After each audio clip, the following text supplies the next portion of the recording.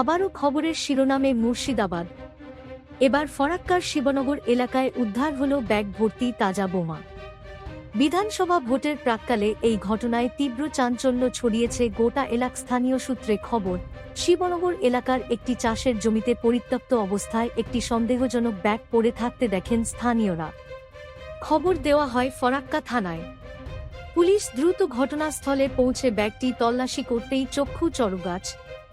ব্যাগের ভেতর থেকে উদ্ধার হয় একাধিক তাজা সকেট। পুলিশ জানিয়েছে, গোপন সূত্রে খবর পেয়েই তারা এই অভিযান চালিয়েছিল। কোনো বডস নাশকতার উদ্দেশ্যে বা কোনো অপরাধমূলক কাজের ছক কষতে এই বোমাগুলো মজুত করা হয়েছিল কিনা তা খতিয়ে দেখছে প্রশাসন। ইতিমধ্যেই খবর দেওয়া হয়েছে বোম স্কোয়াডকে।